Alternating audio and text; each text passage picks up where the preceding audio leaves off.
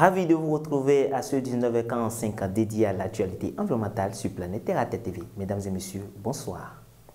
L'utilisation et la production des énergies fossiles a plusieurs conséquences sur l'environnement. Elle est à la base de plusieurs effets dévastateurs, dont la destruction de la couche d'ozone. Des jeunes soucieux de la protection de l'environnement nous parlent ici de ces impacts négatifs liés aux énergies fossiles. Reportage. L'impact de l'utilisation du charbon de bois, c'est quoi? C'est que normalement les bois jouent le rôle de... les bois capturent le CO2 produit dans la nature. Et quand on le coupe, il n'y aura plus de ces éléments-là qui vont nous permettre d'atténuer l'émission de gaz à effet de serre, comme le CO2. Plus on utilise les énergies fossiles, plus on émet le dioxyde de carbone. Or, le dioxyde de carbone, c'est un gaz qui intensifie au fait le réchauffement climatique. Lutter contre ces phénomènes nous amène du moins à apporter notre touche à la réduction des effets du changement climatique. Aujourd'hui, il y a ce que nous appelons des biodigesteurs mobiles, des biodigesteurs domestiques qui sont fabricables à partir des matériaux locaux, des plastiques, et qui peuvent être utilisés pour la production du biogaz. Il suffit seulement d'utiliser les déchets ménagers, les restes de cuisine pour produire le biogaz. L'impact des énergies fossiles serait sur nous-mêmes, mais aussi sur nos générations futures, nos enfants. Eh bien, les sacs plastiques sont une source de pollution considérable durant tout leur cycle de vie. Leur production consomme des produits pétroliers, de l'eau, de l'énergie et émet des gaz à effet de serre responsables du réchauffement climatique.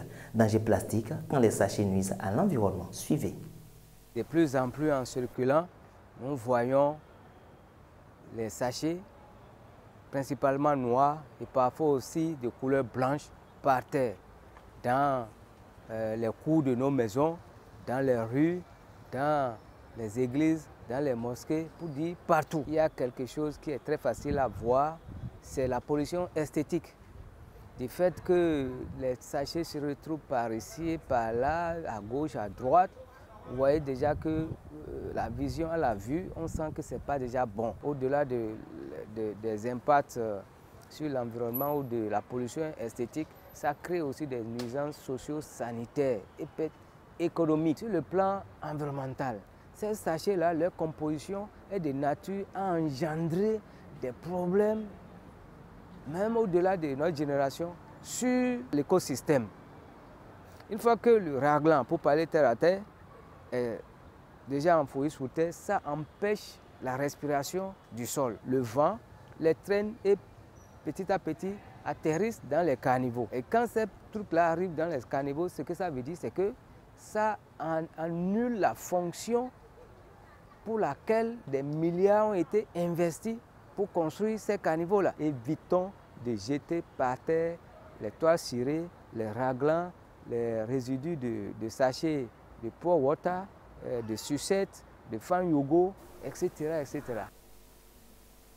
Les brosses à dents ont fait des merveilles technologiques qui ont révolutionné notre routine d'hygiène dentaire en offrant des avantages incontestables pour notre bouche, tout en posant des défis pour notre planète. Notre rédaction a tendu son micro à quelques citoyens rencontrés. Moi, j'utilise la brosse à dents plastique et végétale. Je n'ai pas de préférence. Moi, particulièrement, j'utilise beaucoup plus la brosse à dents en plastique. Mais après ça, je me permets d'utiliser également celle végétale, question d'enlever les mauvaises haleines. Si on me demandait d'opter pour l'une des brosses, je choisirais pour végétale parce que, d'autant que bon, moi j'aime naturellement ça parce que ça enlève naturellement les déchets, tu es à l'aise, il n'y a pas d'odeur. Nous constatons aujourd'hui que la majorité utilise beaucoup plus la brosse à dents moderne, la brosse à dents plastique. La première raison, c'est d'abord pouvoir capitaliser le temps. Parce que ça vous permet de vite vous brosser et puis vous mêler à vos activités.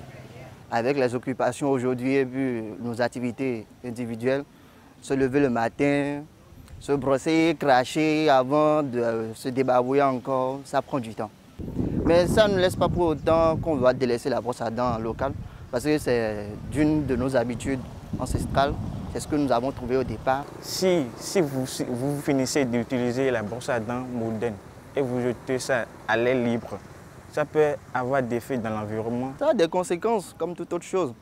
Par exemple, les fibres sur la brosse à dents, au départ, c'est un peu dur et après, ça se ramollit avec le temps.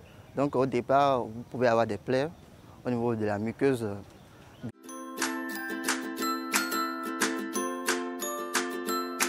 100% Terre vous fait découvrir les merveilles de la nature pour le bien-être de la peau et des cheveux. 100% Terre, c'est des beurres végétaux, des huiles végétales, des graines et des poudres. Passez votre commande en un clic.